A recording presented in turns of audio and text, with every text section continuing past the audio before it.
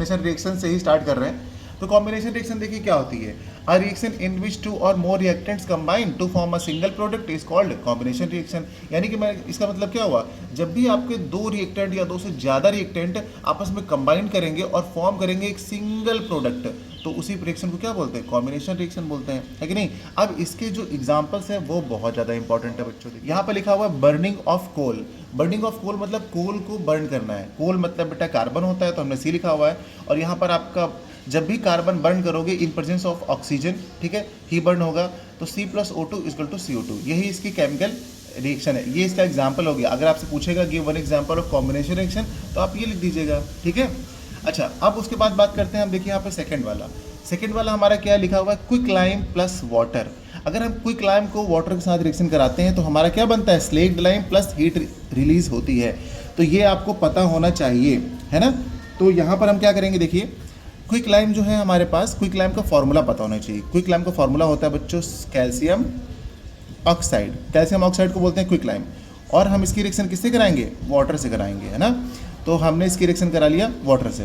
तो जब ये वाटर के साथ मिलता है तो पता है क्या बनता है, स्लेक्ड लाइम। अब स्लेक्ड लाइम का फॉर्मूला भी आपको पता होना चाहिए। स्लेक्ड लाइम का फॉर्मूला होता है बच्चों कैल्शियम हाइड्रो ऑक्साइड, ठीक है। क्या होता है, कैल्शियम हाइड्रो ऑक्साइड। और जो हीट इवॉल्व हो रही है वो तो इवॉल्व होगी ही। और हीट जिस भी रिएक्शन में इवॉल्व होती है वो रिएक्शन आपकी कैसी रिएक्शन होती है, एक्सोथर्मिक होती है। अगर आपसे एक्सोथर्मिक का एग्जाम्पल पूछेगा तब भी आप यही बता दीजिएगा, ओके।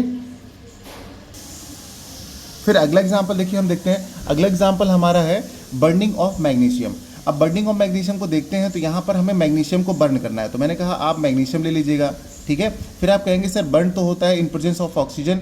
देखिए आप समझ में आ रहे हैं ना, तो ऑक्सीजन के प्रेजेंस में बर्न करेंगे। और जब हम ऑक्सीजन के प्रेजेंस में मैग्नीशियम को बर्न करते हैं तो बनता है बच्चों मैग्नीशियम ऑक्साइड, ठीक है। अब इसको बैलेंस कर लेंगे। देखिए जब इसको बैलेंस करेंगे तो ऑक्सीजन यहाँ पे कितना है, 2 है। यहाँ पे ऑक्सीजन 1 है, तो यहाँ पे 2 से मल्टीप्लाई कर दिए। अब 2 से मल्टीप्लाई करेंगे तो मैग्नीशियम भी 2 हो गया, तो आप यहाँ से 2 से मल्टीप्लाई कर लीजिए। देखिए बैलेंस भी हो गया।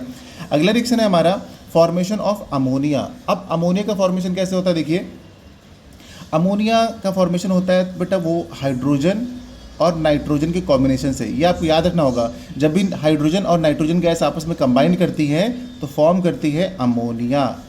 NH3 होता है अमोनिया का फॉर्मूला, ओके।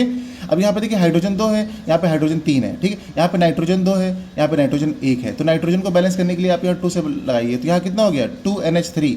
तो 2 नाइट्रोजन यहाँ पे हो गया, 2 नाइट्रोजन यहाँ पे हो गया। अब यहाँ पे हाइड्रोजन कितना है 3, और यहाँ पे 3 2 6, तो यहाँ पे आप लगा दीजिए 3, बैलेंस हो गया, ठीक है। लास्ट है अपना फॉर्मेशन ऑफ सल्फ्यूरिक एसिड।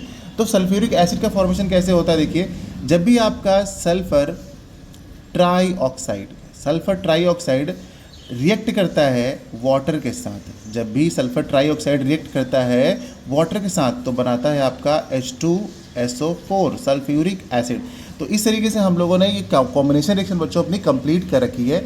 इसी तरीके से एक एक टॉपिक आपको पढ़ना है और इस तरफ अपने वाले पेज पे टिक लगाते हुए चले जाना है, ठीक है। यही काम करना है। अगर आप अकेले नहीं कर पा रहे हैं तो फटाफट ज्वाइन कर लीजिए, हम लोग मिल के करेंगे, एक एक रिएक्शन को बहुत अच्छे से समझेंगे, ठीक है। तो पूरे चैप्टर को मैं पढ़ा दूंगा within a week. Join कर लीजिए बच्चों फटाफट। मिलते हैं अगली क्लास में नए टॉपिक के साथ। Bye bye.